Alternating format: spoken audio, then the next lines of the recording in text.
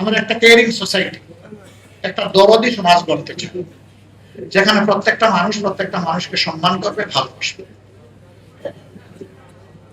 তিনি আমার পরিচিত হোক অপরিচিত হোক, for me enough he or she is an human being. আর কিচ্ছু লাগে না আমার, যে তিনি একজন মানুষ, এতটুকুই আমার কনসিডারেশনের জন্য, তাকে সম্মান করার জন্য যথেষ্ট। আল্লাহকে ভয় করলেই কেবল এটা সম্ভব, অন্যভাবে সম্ভব নয়। আল্লাহকে ভয় করা প্রত্যেকটি মানুষ, তার ফিলিংস হচ্ছে আমার চাইতে বাকি সবগুলো মানুষ ভালো,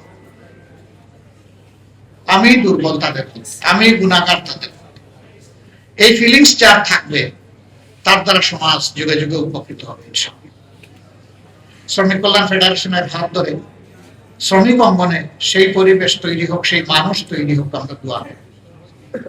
এবং তাদের আউটস্ট্যান্ডিং ক্যাপাসিটির কারণে যারা উদ্যোক্তা মালিক পক্ষ আছেন, তারাও আরো বেশি মানবিক এবং দায়িত্বশীল হন তাদের সহকর্মীদের প্রতি, কারখানার প্রাণ শ্রমিকদের প্রতি।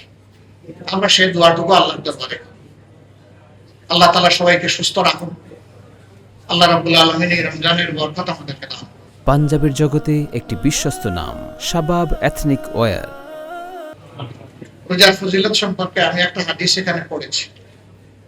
রাসূল করিম সাল্লাল্লাহু আলাইহি ওয়াসাল্লাম ইরশাদ করছেন, আস-সাওমু লি, আল্লাহ তাআলা বলেন রোজা আমার জন্য, ওয়া আনা আজজি বিহি আও আনা আজজি, আমি নিজেই এর বিনিময় প্রতিদান, আমি নিজেই সওয়াব আমার বান্দার জন্য, অথবা আমার নিজের বরকতময় হাতে আমার বান্দাকে আমি তার উপযুক্ত প্রতিদান দেব।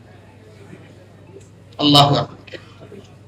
রাসূলুল্লাহ সাল্লাল্লাহু আলাইহি সাল্লাম জুমার খুতবা দিতে উঠতে একদিন 3 বার বললেন আমিন আমিন আমিন। সাহাবীদেরকে জিজ্ঞেস করলেন, আজকে এই 3 বার আমিন আমিন বললাম, এই ব্যাপারে তোমাদের কি ধারণা?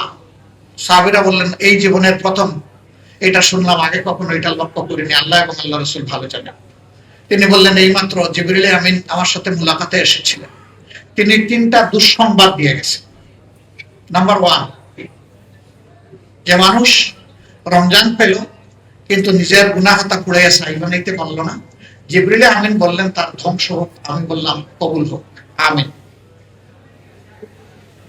এরপরে তিনি বললেন ওই লোক ধ্বংস হোক যে রাসূল করিম সাল্লাল্লাহু আলাইহি সাল্লামের পবিত্র নাম শোনার পরে তার প্রতি শ্রদ্ধা নিবেদন করে, দরুদ পেশ করে না, আমি বললাম আমিন। ওই লোক ধ্বংস হোক যে জীবনে তার মা পেল, বাবা পেল, বৃদ্ধ বয়সে, অথবা কমপক্ষে একজন পেল, কিন্তু মন ভরে তাদের সেবা করে নিজের জন্য জান্নাত নিশ্চিত করতে পারলো না, সে ধ্বংস হোক, আমি বললাম আমিন। 3টা বিষয় সমাজে খুবই সিগনিফিক্যান্ট। সম্মানিত ভাইরা, রোজা যেন আমাদের জন্য ধ্বংস হয়ে না আসে, এই রোজা যেন আমাদের জন্য রহমত হয়ে এই জমিনে থাকে, আমাদের অন্তরে ঢুকে। আল্লাহ তৌফিক দান।